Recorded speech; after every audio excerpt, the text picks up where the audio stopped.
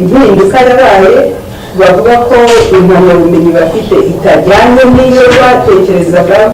Inteko ishinga amategeko y'u Rwanda ishami rikurikirana uburezi umutwe w'abadepite ubu hari ibibazo bavuga ko batangiranye na manda batorwa none bakaba basigaranye iminsi igeze kuri 40 barabitanzeho umurongo uko byakemuka ariko n'ubu byananiranye. Ikibazo cya Minisiteri y'Uburezi mu Rwanda kijyanye n'abanyeshuri bahoze biga ishami ry'ibinyabuzima microbiology barangije mu cyahoze ari kaminuza yigisha ikoranabuhanga i Kigali ariko n'ubu nyuma y'imyaka byitwa ko barangije amashuri babwiwe ko ibyo bize ntacyo byabamarira ku isoko ry'umurimo badasubiye kwiga.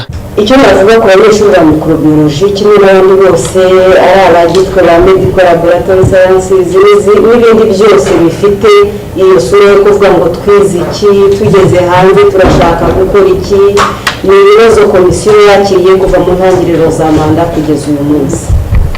Umuntu akaba yakwibaza ngo ariko birimo birapfira he muri za kaminuza by'umwihariko kaminuza y'u Rwanda? Ni gute umuntu atangira yiga ishami byagera hagati bigahinduka? Kibona natekereje ngo hari ibintu bigomba kongera kurebwa neza.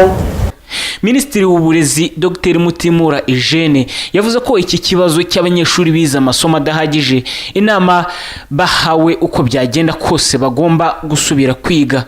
Nuko twariganiranye kuba dufite rero hari ibintu by'ingenzi dukwiriye kugira abanyeshuri. Icyambere nuko bagira inama mu by'ukuri wenda yuko bakwiriye gutekereza ko bakora nka masters muri nyigisho zo bizemo mu buryo bwa mbere. Uburyo bwa kabiri bugoye ni ukuvuga ngo niba mushaka kwiga kugira ngo muzabe laboratory technologist muzafata za nyigisho zijyanye na credit 290 zo mutize, ariko ikigoranye ni uzatangira mwaka wa 2 cyangwa 3 cyangwa 4 uzatangira mwaka wa mbere kuko ari fundamentals zikenewe cyangwa inyigisho zibanze kugira ngo umutanga. Kubera abanyeshuri bose barangije ishami ry'ibinyabuzima microbiology mu cyahoze ari kaminuza y'u Rwanda ishami ry'ikoranabuhanga ubu abenshi babuze icyo bagomba gukora.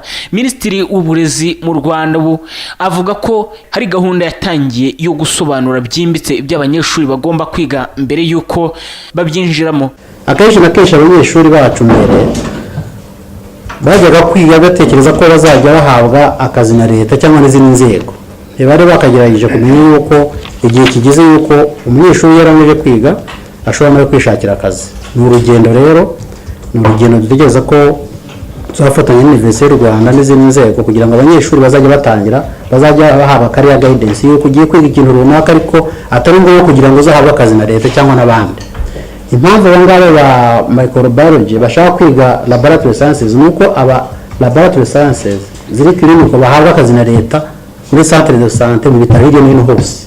Mu biganiro inteko ishinga amategeko y'u Rwanda komisiyo ishinzwe gukurikirana uburezi umutwe w'abadepite bagiranye na Minisiteri y'Uburezi ikibazo cy'impinduka za hato na hato nazo zishobora kuba zangiza uburezi ni kimwe mu byagarutsweho n'intumwa za rubanda. Mu minsi ishize hari nk'abanyeshuri benshi ba kaminuza y'u Rwanda bavuze ko basabwe kuva aho bigiraga i Butare mu majyepfo y'u Rwanda bakazanwa i Gikondo mu mujyi wa Kigali, nyamara bagasanga bamwe ngo babaye benshi ku buryo bamwe baburaga n'intebe bicaraho mu ishuri. Jerome Iragiye, Isango Star.